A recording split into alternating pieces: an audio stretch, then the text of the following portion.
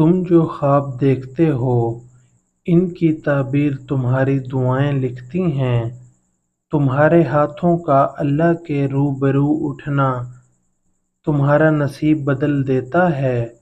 جب تمہارا نفس اور شیطان تمہیں یہ وسوسہ دلائے کہ تمہاری دعاؤں کا کوئی فائدہ نہیں ہونے والا، تو خود سے وہی کہو جو ابراہیم علیہ السلام نے کہا تھا کہ امید ہے کہ میں اپنے رب کو پکار کے نامراد نہ رہوں گا۔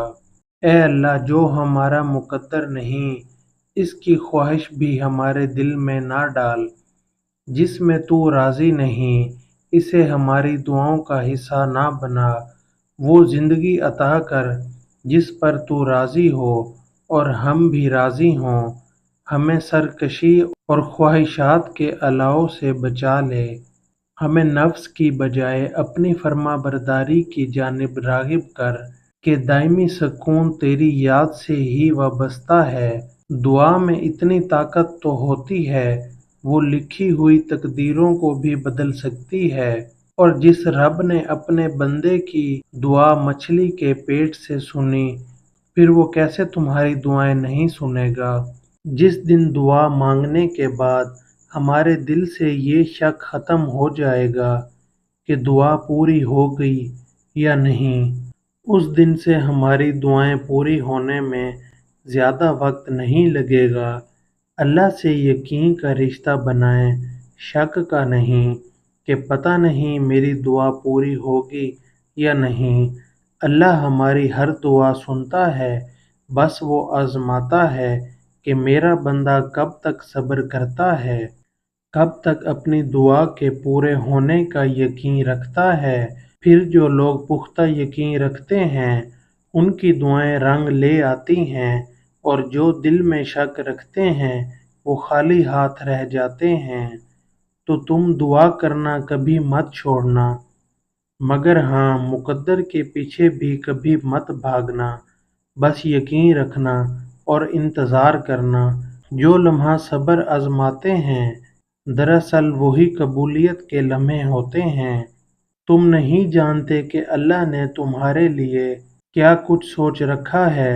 تم نہیں جانتے کہ اللہ نے تم تک تمہاری چاہت پہنچانے کے لیے کتنے انتظامات کر رکھے ہیں۔ تم نہیں جانتے کہ اس دیری کے بعد تمہاری ہر اس دعا کی قبولیت ہے جو تم مانگا کرتے تھے۔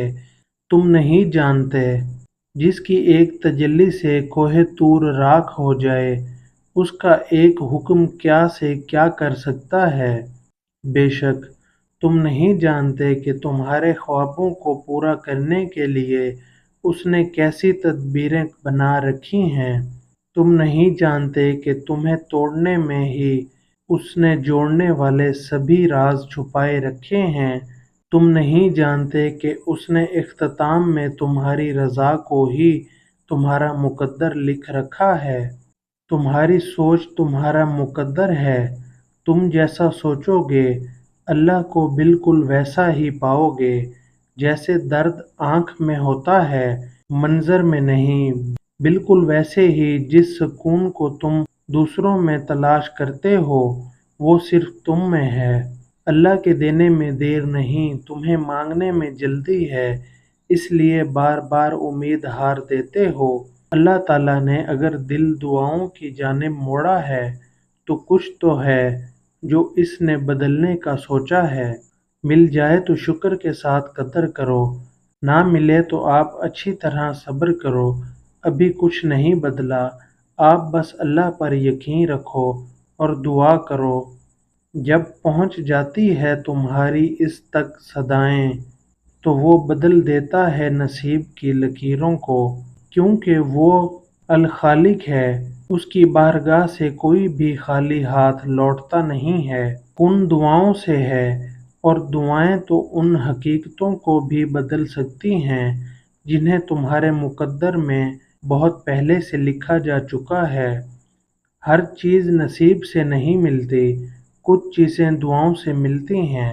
جو دعائیں یقین سے شروع ہوتی ہیں اللہ ان کا اختتام بھی یقین پہ ہی کرتا ہے، اور جب اللہ عطا کرنے پہ آتا ہے تب وہ نہیں دیکھتا کہ وہ چیز تمہارے نصیب میں ہے بھی یا نہیں۔